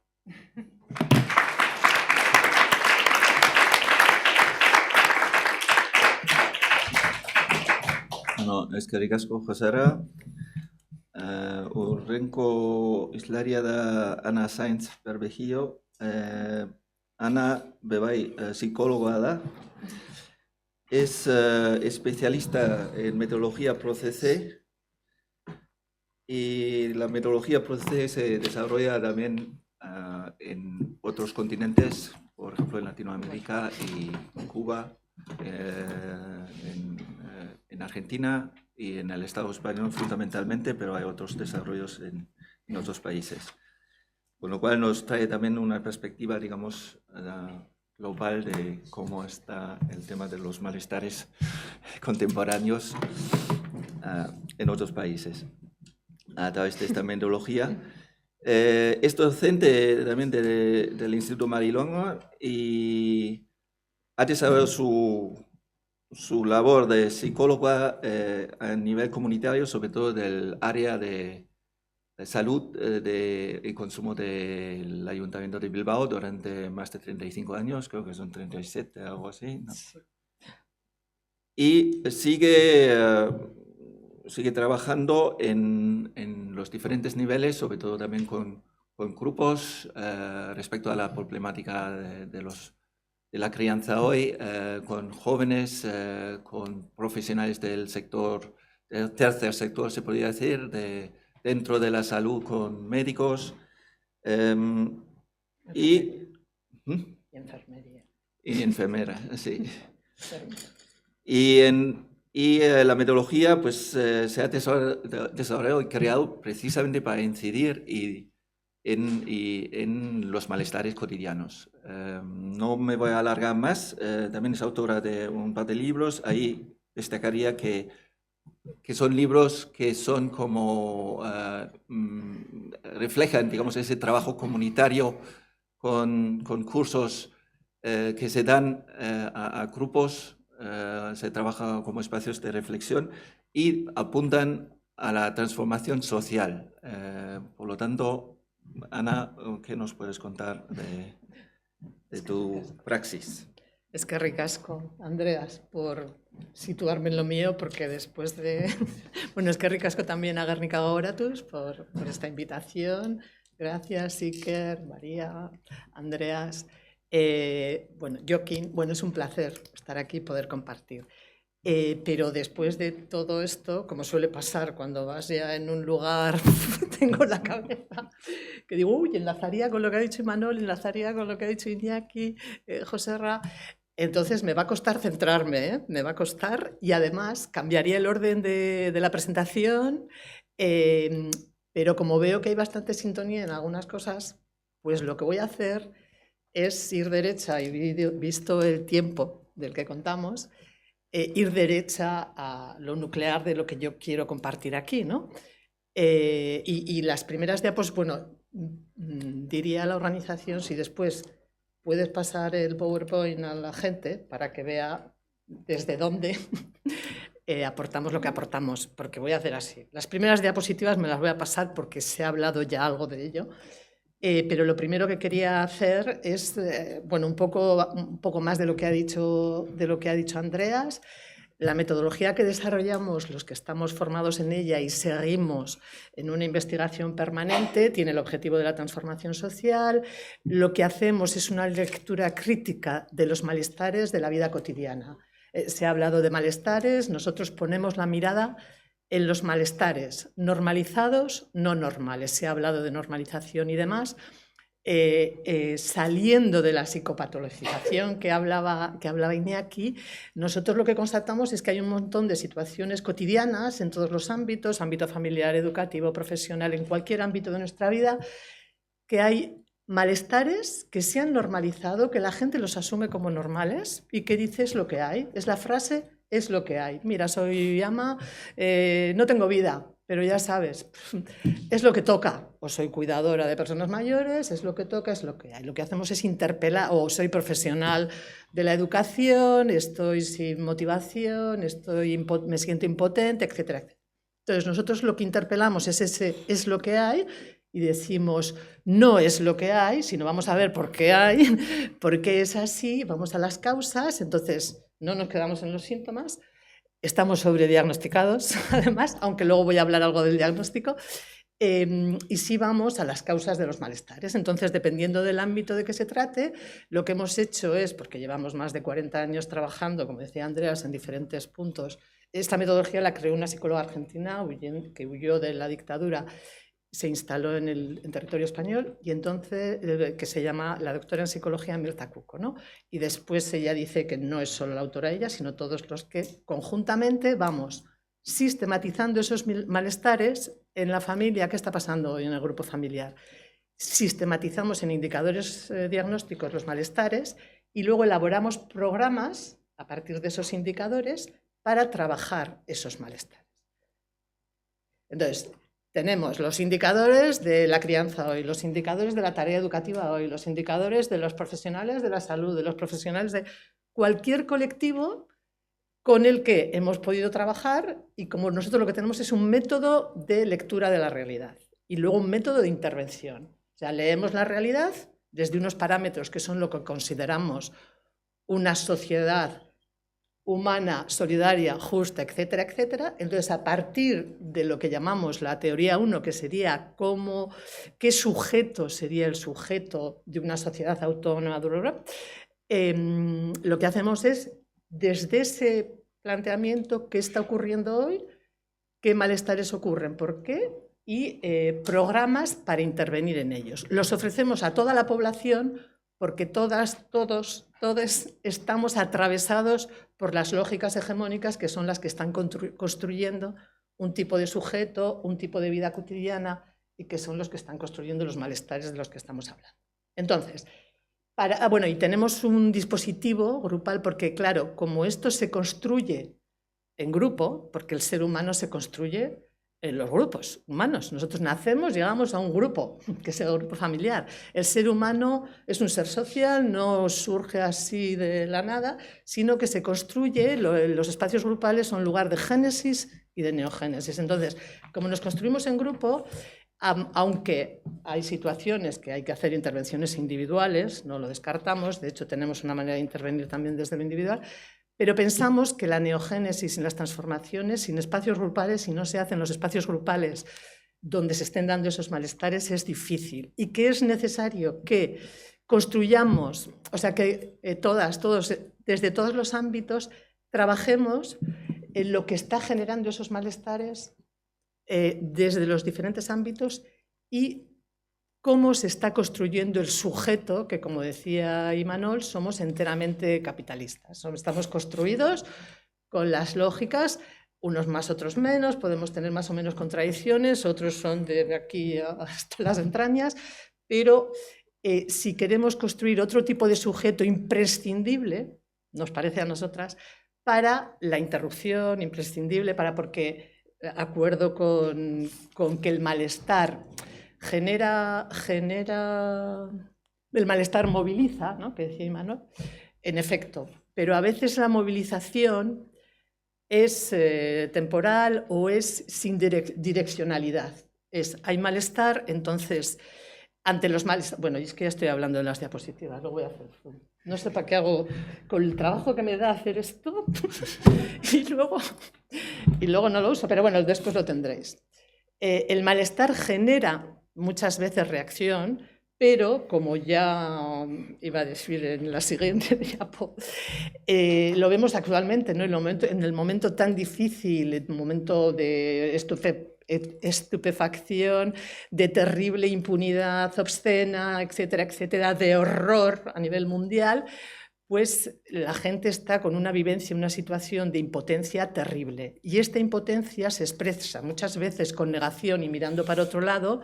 Oye, pones la tele y dices, yo no quiero ver esas noticias, o con parálisis, sin conciencia de parálisis, muchísima gente está paralizada, no tiene conciencia de ello, o con reacción, en efecto. Y la reacción, que cada vez está siendo más, nosotros pensamos que esa reacción, si la queremos potenciar y que se convierta en acción, pero acción de verdad, para que haya procesos, como decíais, ¿no?, tiene que trabajar los sentimientos que está provocando todo esto. Por eso nosotros estamos muy preocupados y ocupados en este momento histórico, lo mismo que lo estuvimos en la pandemia, con poder crear espacios para trabajar los sentimientos que provoca la situación actual y poder trabajar lo que ya se ha construido en el sujeto para dificultarnos la acción, que es a lo que quiero llegar. Que por qué muchas veces nos quedamos o la gente dice, esto es cíclico, porque mira, ya estamos otra vez. Bueno, cíclico más bien es que si no se ha resuelto lo que provocaba, lo que está provocando, vuelve a surgir, no es que no desaparece, ¿no? Bien, por eso en este camino, o sea, en este momento de incertidumbre, impunidad, impotencia, que se trata de construir la esperanza, y nosotros queremos poner, como bueno, por eso estamos aquí, ¿no?, en este reto de construir la esperanza, como ya se ha nombrado a Fischer y el tema del realismo capitalista, ¿no?, que hay una idea hegemónica predominante, ¿no?, de que el capitalismo está tan interiorizado el capitalismo que la gente hasta habla de que esto es connatural al desarrollo humano. No, es que los seres humanos somos así, los niños son así, son demandantes. Bueno, es el único sistema económico posible y viable y no hay alternativa. Bueno, los que estamos aquí pensamos, las personas que estamos aquí pensamos que sí hay alternativa, la capacidad de transformación del ser humano es infinita, es una capacidad intrínseca del ser humano, y aquí traigo a Castoriadis, que es uno de nuestros referentes, porque ya nos dice, él trae el concepto de imaginación radical, de la capacidad más allá de lo imaginable. María nos hablaba de que debemos imaginar otros escenarios, otra política, otra economía. La mayoría de la gente hoy en día piensa no puede pensar más allá de lo imaginable. ¿Por qué? Porque la autonomía, el sujeto autónomo del que hablaba Castoriadis, que tiene que ver con la salud mental a la que se refería José Ra, para nosotros tomamos de Castoriadis que el sujeto autónomo sería ese sujeto que tiene capacidad de reflexión, capacidad de reflexividad, de pensar sobre sí mismo, más allá de lo que le permite la imaginación. Pensar lo que estoy diciendo, que tiene que se pregunta el porqué de las cosas, que tiene conciencia del nosotros, de que el ser humano solo ni existe ni se construye, etcétera, etcétera. Sería más largo de explicar, pero para la construcción de este sujeto autónomo se necesitan una serie de requisitos, ¿no? Nosotros hemos estudiado mucho y en todos nuestros grupos de padres, madres, grupos de púberes, adolescentes, bueno, y todo lo que ha dicho Andreas, vamos constatando si se está pudiendo dar ese proceso de construcción del sujeto autónomo o no. Y es de lo que os quiero hablar un poco más, ¿no? Porque lo que vemos es que el sistema social actual, que ya han hablado las personas anteriores, que es un sistema que subsumió otras lógicas que le vinieron muy bien, como dijo Imanol, ¿no? Sí, porque subsumió las estructuras de opresión, porque el capitalismo se basa en la desigualdad y se basa en la explotación, etcétera, etcétera. Por eso, de esas lógicas no voy a hablar, que también podría hablar, y sobre género tenemos muchos trabajos hechos de cómo el patriarcado en el sistema capitalista, porque subsumió esas lógicas y construyó no me voy a enrollar con esto porque no quería hablar, o sea, no quiero hablar del patriarcado, pero sí quería hacer un apunte de que la única perjudicada no fue la mujer. Nosotros hemos trabajado mucho la problemática silenciada del hombre, de hecho estamos llevando a cabo ahora en Argentina programas sobre violencia de género con hombres con condena de maltrato, bueno, en cárcel. Y desde, o sea, la cuestión de género, digamos que construyó desigualdades, en efecto, construyó opresión, en efecto, pero también los hombres tienen su parte de perjuicio, digamos. Pero bueno, en la fase neoliberal de individualismo tan extremo en la que estamos, ¿cómo está afectando la construcción del sujeto, ¿no? Que no quiero decir que antes no ocurriera. ¿Qué pasa con ese proceso del crecer saludable hacia la autonomía? Y me voy a centrarme en una serie de cosas, 3 o 4 cositas de qué sería algo esencial, además de otras muchas cosas, porque el crecimiento, que dura toda la vida, tiene que ver con muchísimas cosas. Teniendo en cuenta que estamos hablando de una construcción sociohistórica de la subjetividad, de la que ya se ha hablado antes, ¿no? O sea, nosotros entendemos que, bueno, como mis compañeros de mesa, la subjetividad no es una cosa ni bio ni psico, sino que tiene que ver con toda una construcción en una sociedad concreta, con unos procesos históricos, culturales, etc. Teniendo en cuenta que estamos en ese paradigma de la construcción sociohistórica de la subjetividad, de la cual Andreas ha dicho una cosita, lo de sujeto productor y producido, que decía Enrique Pichon-Rivière, otro de nuestros referentes. Y voy a traer una frase de estas citas que he puesto aquí de Pierre Olagnier, que es: en el momento en que la boca encuentra el pecho, encuentra y traga un primer sorbo de mundo. Es decir,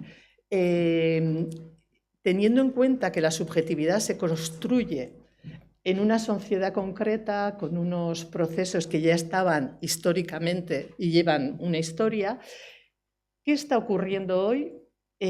¿Cómo se expresa o qué pasa con esas lógicas hegemónicas que son violencia? Porque el capitalismo hasta cuando propone lo saludable es violencia.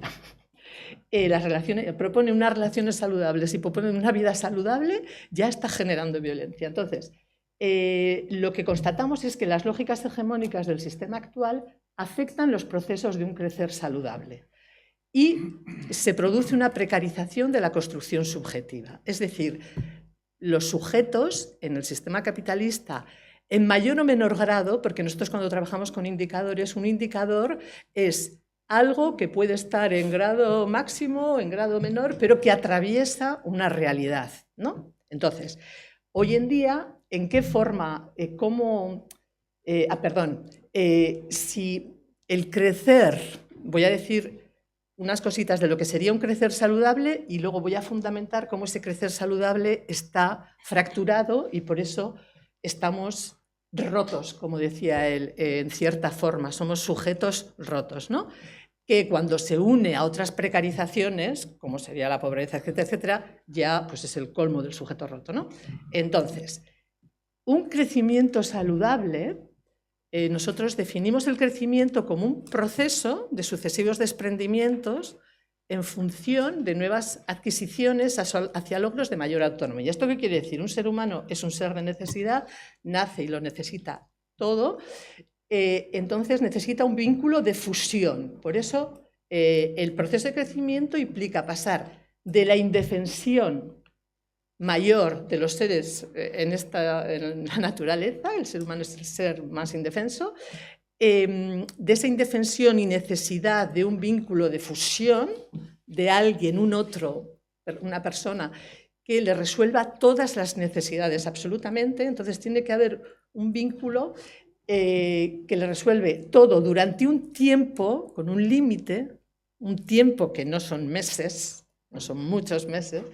En el primer año de vida se tiene que dar el proceso de, si queremos conseguir autonomía, de que esa ilusión de que todo se resuelve, hay un otro que lo resuelve todo y hay una ilusión de omnipotencia, el vínculo se va transformando, se tiene que ir transformando de la fusión a la autonomía. Y para transformarse de la fusión a la autonomía tiene que haber separaciones, tiene que haber desprendimiento. Esas separaciones supone, porque un ser humano con un mes no es lo mismo que un ser humano con 3 meses, no es lo mismo que un ser humano con 6, en el primer año de vida los cambios y las necesidades del ser humano cambian de manera maravillosa.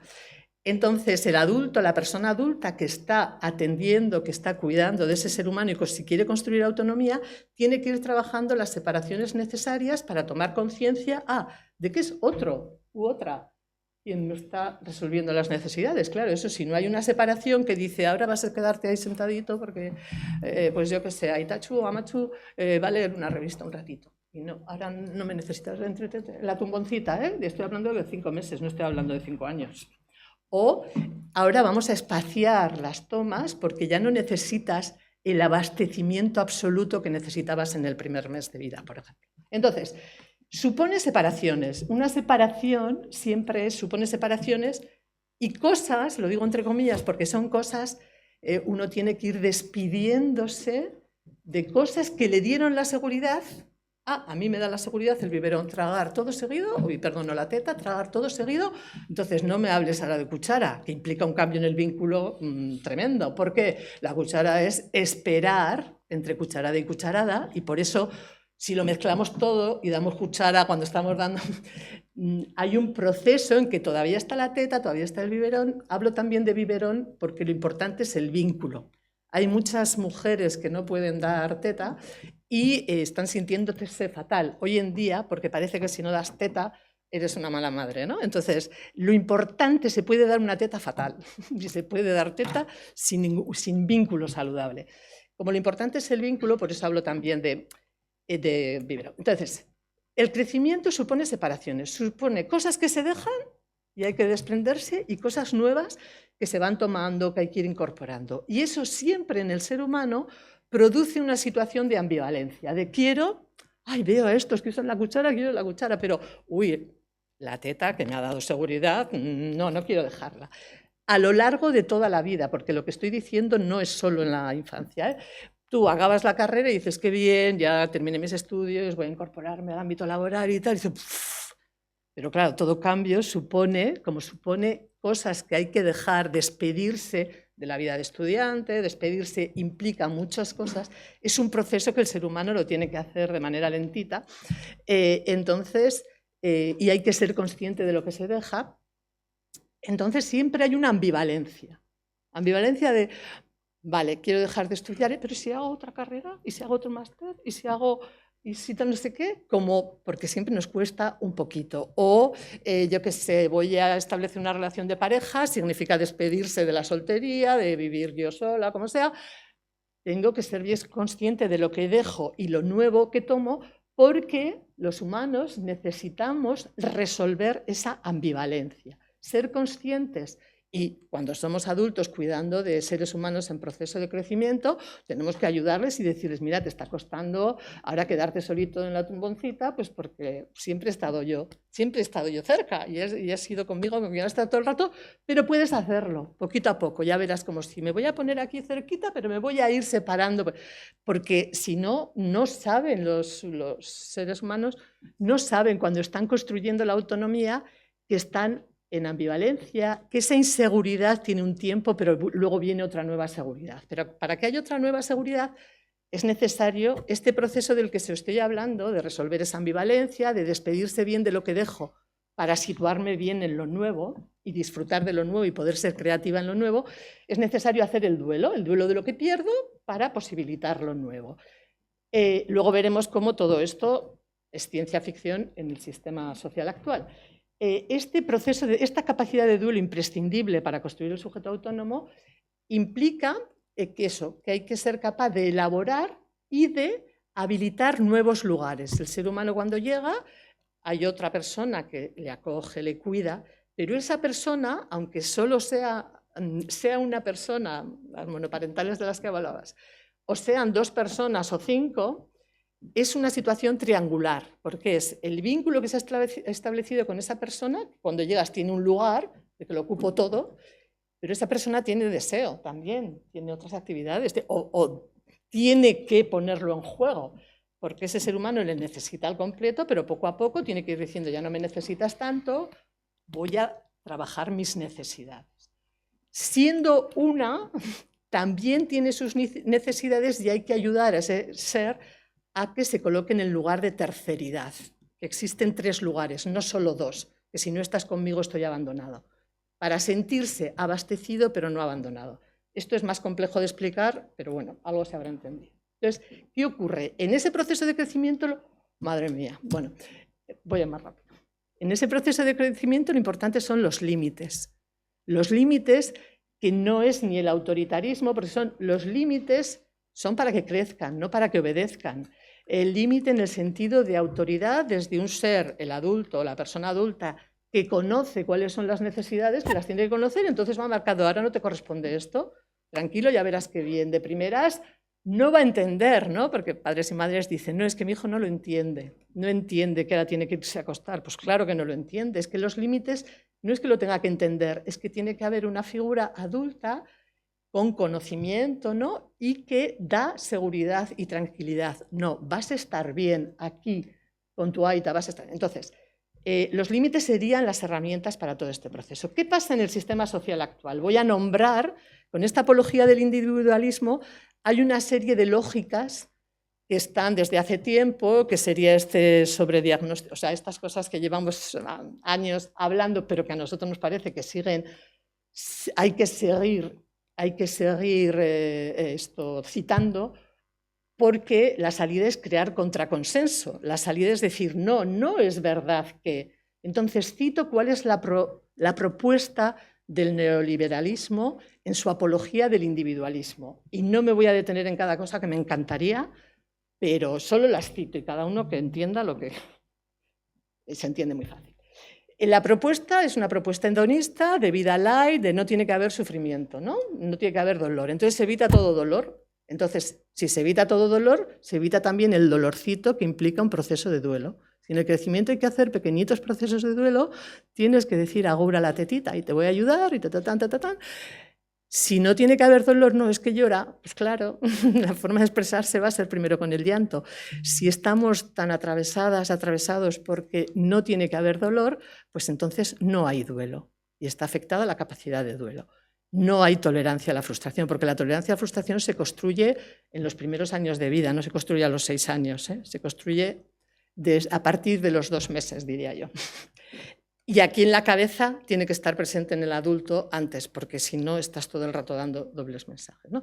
Bueno, cito la apología de la inmediatez, que no tiene que haber espera, ¿no? Bueno, imaginaros todo eso que con las pantallas se multiplica, cómo va a afectar en la subjetividad. El pragmatismo, el no esfuerzo, todo tiene que ser funcional, eficiente, y tú tienes que ser flexible para adaptarte a esto, a lo otro, bueno, el pragmatismo.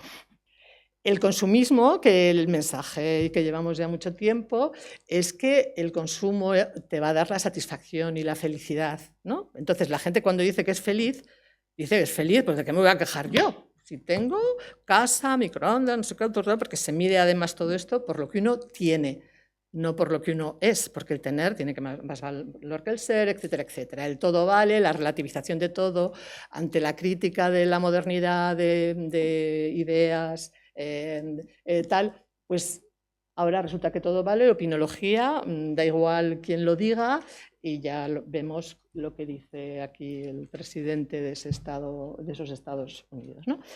La relativización de todo. La idea de que sin normas se viviría mejor. Hay un desprestigio de las normas, no solo lo dice Ayuso, o sea, lo dice mucha gente, que la verdadera libertad sería vivir sin normas, cuando en realidad el ser humano necesita unas normas que le cuiden para construir la convivencia, porque precisamente una de las cosas que tiene que hacer es controlar sus deseos, controlar qué es lo que uno tiene que construir durante la infancia, ¿no? Bueno, la competitividad, la apología de la competitividad, que si no hay competitividad, pues no hay, el ser humano no se desarrolla, toda la enseñanza, en el grupo familiar también. Hay una apología, bueno, se llama a los niños campeón, ahora también campeona. Pues ni campeón, ni campeona. Que es lo contrario a la cooperación y a la solidaridad, ¿no? Todo esto con el auge de las TICs, ¿no? De las tecnologías de la información y la comunicación, que no me voy a detener en todo cómo están afectando las pantallas a la construcción subjetiva, al desarrollo socio, psico, cognitivo, etcétera, etcétera. Todo esto afecta, dificulta y distorsiona el proceso de crecer saludable. Todo esto afecta a lo que he dicho en la diapositiva anterior, ¿no? Y entonces, cada vez más, ¿qué es lo que nos encontramos? Que están afectados. O sea, afectado me refiero en menor o menor grado, ¿eh? Una persona igual precarizada lo expresa de una manera, pero en el colegio más elitista de no sé qué, pues uno se echa a llorar cuando ve que en vez de un 9 le han puesto un 7 en un examen. ¿Me entendéis? O sea, no, pero está afectado de alguna manera la capacidad de duelo. La capacidad de duelo es imprescindible para que haya transformaciones. Para que se pueda dar la interrupción, para que haya acción, no solo reacción, de esto no me gusta, salgamos todos a la calle, sino que después nos organicemos y tal, tiene que haber capacidad de duelo, porque yo me voy a tener que desprender de un montón de cosas no solo materiales, sino de otras cosas, y con poca capacidad de duelo lo que va a haber solo reacción, ¿no? Está afectada la tolerancia a la frustración, la temporalidad e idea de proceso, la capacidad de espera, la construcción del lugar. El lugar, primero uno lo construye en el grupo familiar, pero luego uno lo tiene que ir construyendo durante la adolescencia en la sociedad, y para eso hay unos ejes que se trabajan entre los 3 y los 6 años, no os lo perdáis, que tienen que ver con la identidad-diferencia, con el deseo-prohibición y con el yo-alteridad, que yo pueda luego ver al otro, tener en cuenta al otro, es decir, todo lo que tiene que ver con lo colectivo, están afectados hoy en día también porque no hay noción, no hay conocimiento en el grupo familiar, que es lo que nosotros trabajamos en las escuelas de padres y madres, de que, por ejemplo, existe una cosa que se llama la triangulación y que hay que trabajar la triangulación con nuestros hijos e hijas a los 3 añitos, cuando dicen tú eres mi novia o tú eres mi novio, etcétera. La capacidad de esfuerzo está afectada, la aceptación de normas que nos cuidan. Todo esto lo que hace es que encontremos dificultades en los procesos de aprendizaje. Y aquí nombro, porque nosotros como trabajamos con malestares, nosotros vamos a las escuelas y entonces los malestares que escuchamos tienen que ver con el rol del profesorado, tienen que ver con la construcción de los sujetos con los que trabajan. Hay dificultades en los procesos de aprendizaje, en la comunicación, en el enfrentamiento y manejo integrador de los conflictos, en las relaciones. La capacidad de interreaccionar está supliendo a la capacidad de relacionarse, que es otra cosa, no es reacción. Se dan vínculos tiránicos o dependientes, porque se está construyendo un sujeto dependiente, ¿no? Entonces, en definitiva, Pichón Rivera habla de adaptación activa a la realidad. Lo que está ocurriendo es que la adaptación a la realidad está siendo pasiva. Yo creo que el sistema permite que haya ciertas reacciones, cuenta con ellas, ¿no? Pero si de verdad queremos hacer transformación, creo que tenemos que, bueno, favorecer que salgamos de la resignación pasiva, la queja y solo la reacción, ¿no? Y bueno, hay indicios de hundimiento del espacio simbólico que alguien anteriormente ya ha hablado, que hablamos otro día de esto, cómo se ve hasta, bueno, se está viendo ya en infantil. Yo que llevo haciendo grupos de adolescentes desde el año 83, había la consigna que yo daba para una actividad en el 80 y tantos, ahora no la puedo dar, pero no porque sean tontos nuestros adolescentes, no la entienden, porque el lenguaje, o sea, la capacidad simbólica está afectada. Bueno, entonces, ¿qué proponemos? Bueno, ahí hay una cita de Mirta, que la leéis cuando podáis.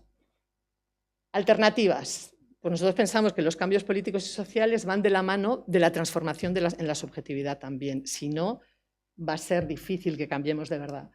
Y esto significa hacer un trabajo propositivo, que tengamos en todos los ámbitos, también en nuestras organizaciones. Nuestras organizaciones estamos...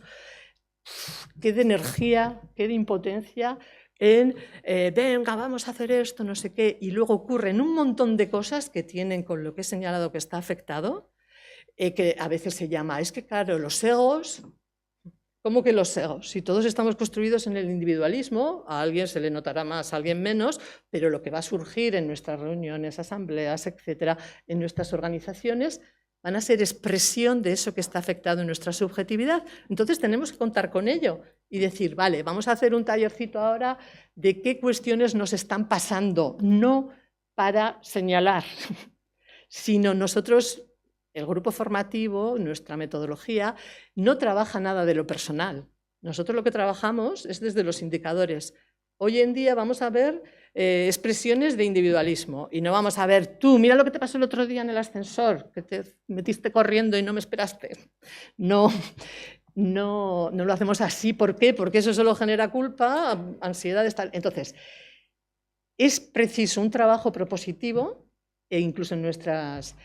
que, como estamos construidos con las mismas lógicas, para generar procesos de contraconsenso, o sea, nuevos instituyentes, que decía Castoriadis y más gente, y cada cual también desde su lugar personal profesional, ¿no? O sea, yo como madre tendré que ir construyendo que, cariño mío, el deseo es algo que no se satisface nunca. Cuando me pida la carpeta con el dibujo de la última serie de Disney, cuando ya tiene otra carpeta, ¿no? Porque en la vida cotidiana hay un montón de ejemplos donde, ¿que quieres otra carpeta? Pues no te voy a comprar otra carpeta porque no la necesitas, cariño.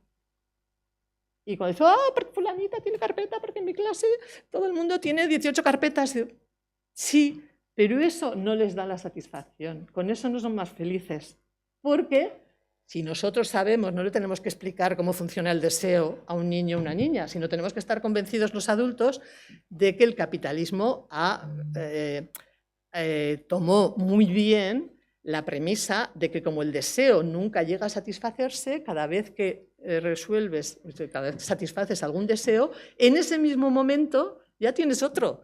Pero eso, entonces, generar contraconsenso es hacer unas jornadas como estas, pero también es que en nuestra vida cotidiana sepamos de qué manera podemos ir transformando, de qué manera podemos ir construyendo que tener no da la felicidad, por ejemplo. ¿Se entiende?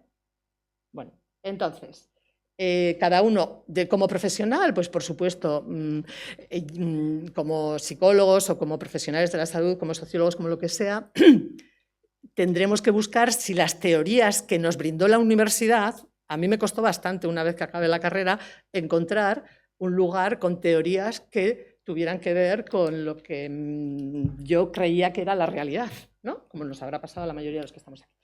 Para ello, son claves los espacios grupales, como decía, porque son lugares de génesis y por tanto es en lo grupal con otros y otras con quien reconstruir, con que crear neogénesis. Y porque los espacios grupales, en el funcionamiento grupal, y eso es otra cuestión que tenemos que tener muy en cuenta, nosotros lo hemos trabajado mucho, es donde se expresa también la intermediación entre estructura social y estructura individual. En el grupo familiar se expresa en cualquier espacio grupal, a través de los roles, a través de un montón de cosas. Entonces, pero esto hay que hacerlo, no así vamos a juntarnos para hablar de cómo estamos construidos y fíjate tú qué individualistas somos o que no tenemos capacidad de espera, no sé qué, sino con metodología, con método, metodologías contrastadas. No puede ser, vamos a juntarnos y a ver qué pasa. Hay metodologías, nosotros aportamos, los ProCC, es una de ellas que aporta una manera de leer la realidad y un método de intervención. Tenemos diferentes programas, para quien quiera verlo, hay un anexo ahí que está en el nombre de todos los programas que tenemos, porque hemos ido creándolos también a medida que nos han surgido demandas, ¿no? Porque como trabajamos en tantos ámbitos, pues bueno, esto es un poco lo que yo quería contaros y agradezco mucho vuestra escucha. Gracias.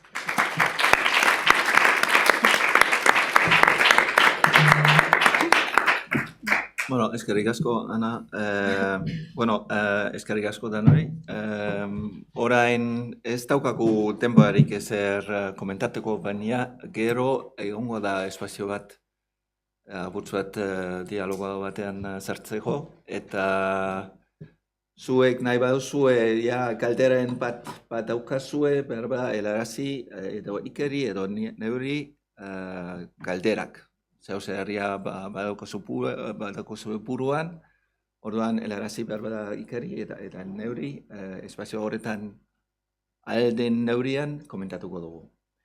Si tenéis ya una pregunta, tenemos que cerrar porque nos está esperando, además, lo tenemos que hacer el descanso para luego empezar lo más puntual posible el siguiente espacio. Si no tenemos ahora tiempo para entrar ni en debate ni presentar algunas preguntas o dudas, sino si tenéis alguna duda, pregunta, reflexión que queréis aportar, si lo podéis pasarnos por escrito a Iker y a mí o plantearlo luego en el espacio. Es un espacio que también va a ser limitado. Por eso, si os podéis adelantar, igual podemos tratar mejor, más rápido esas cuestiones.